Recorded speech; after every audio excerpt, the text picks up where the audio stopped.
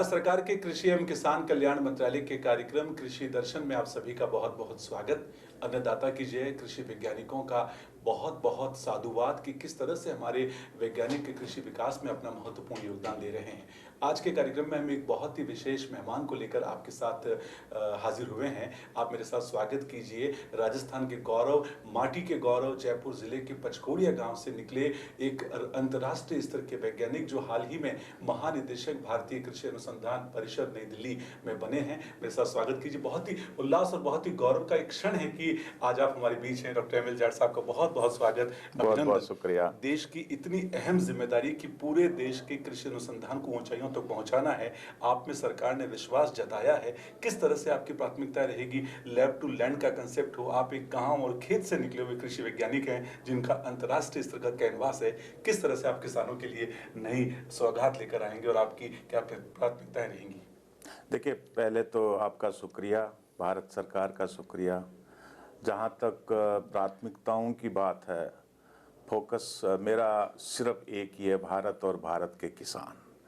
जो किसान कल्याण के लिए, जो देश के लिए जो भी चाहिए, उसी पे हम फोकस कर रहे हैं। हम 2047 में एक विकसित भारत की कल्पना कर रहे हैं और उसी कल्पना के परिदृश्य में खेती किसानी का बहुत बड़ा योगदान होगा और उसी कॉन्टेक्स्ट में हमारी जितनी भी प्राथमिकताएं हैं उसी के ऊपर है।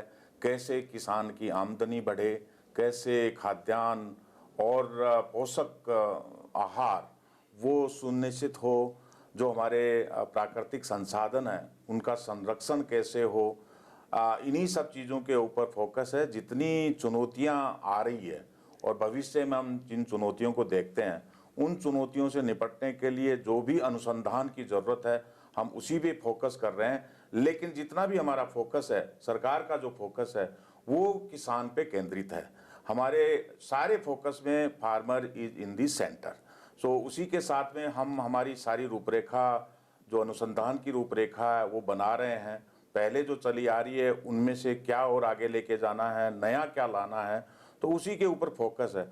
एक दो चीज़ मैं फोकस पे लाना चाहता हूँ। एक तो हम कृषि को सिर्फ फूड सिक्योरिटी के कॉन्टेक्स्ट में ही नहीं देखते और नहीं देखना चाहिए। कृषि, मुझे लगता है कि उससे ज़्यादा बड़ा कंट्रीब्यूशन कृषि का है और उसी कॉन्टेक्स्ट में हम बात कर रहे हैं एग्रीकल्चर फॉर हेल्थ। क्योंकि यदि अच्छा खाद्यान्न होगा, फूड हेल्दी होगा, सस्टेनेबल होगा, तो हमारी सेहत अच्छी होगी और जब सेहत अच्छी होगी, एक सेहतमंद भारत होगा, तो मुझे लगता है कि हम विकसित भारत में और ज़्यादा बेटर तरीके से कंट्रीब्यूट कर पाएंगे।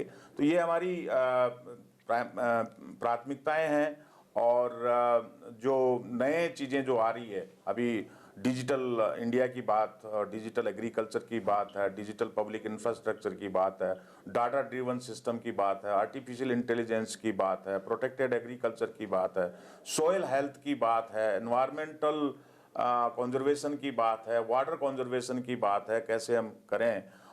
तो उन्हीं सब चीज़ों पे हमारा फोकस है और उसी दिशा में भारतीय कृषि अनुसंधान परिषद और हमारे जो कृषि विश्वविद्यालय हैं, कृषि विज्ञान केंद्र हैं और जो डिपार्टमेंट एग्रीकल्चर है, चाहे स्टेट्स का हो चाहे सेंट्रल गवर्नमेंट का हो, सारे मिलके एक टीम के रूप में, एक देश एक कृषि एक टीम के रूप में हम लोग काम कर रहे हैं।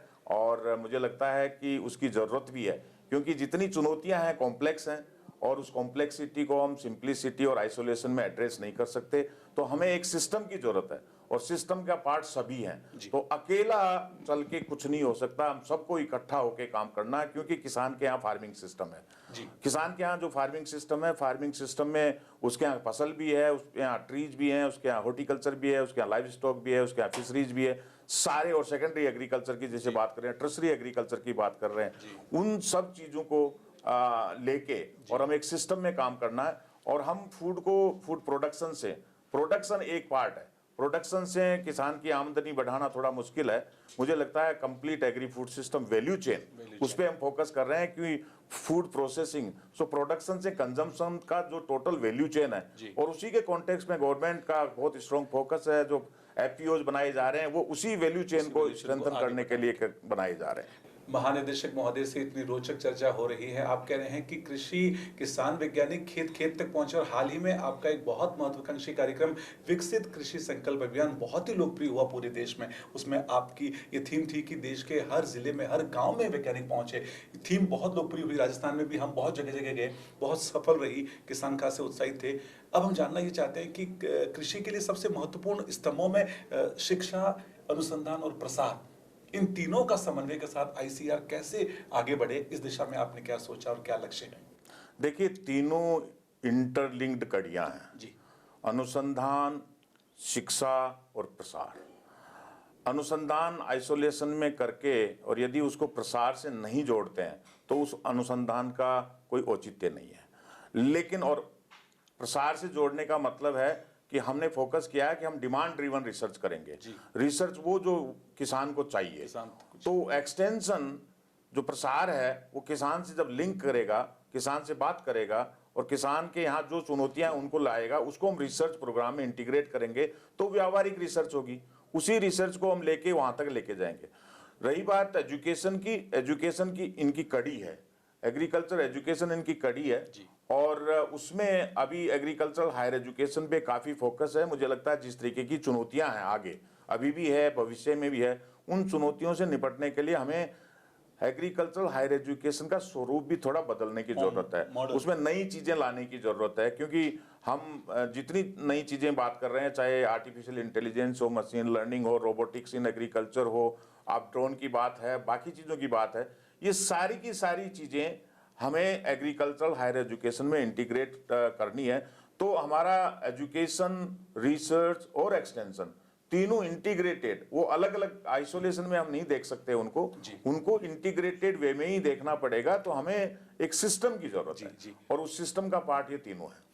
तो ये महानिदेशक महोदय का सोचना है कि सिस्टम डेवलप करना होगा, तीनों में समन्वय करना होगा, लैब टू लैंड आना होगा, तब कहीं जाकर कृषि साकार होगी। आपका बहुत बहुत धन्यवाद, राजस्थान पधारे और राजस्थान को विशेष सौगातें मिलती रहेगी। इन्हीं शुभकामनाओं के साथ आपका बहुत बहुत अभिनंदन। किसान भाइयों, आपको हमारे कार्यक्रम कैसा लगता है? अगर आपके हैं कुछ सुझाव तो आप हमें लिख सकते हैं। हमारा पता है कृषि दर्शन, डीडी राजस्थान, दूरदर्शन केंद्र, झालाना डोंगरी, जयपुर। आप हमें ईमेल भी लिख सकते हैं। हमारी ईमेल आईडी है krishidarshanjaipur@gmail.com। तो किसान भाइयों, आज के कार्यक्रम में अब इतना ही। अब दीजिए हमें इजाज़त। नमस्कार।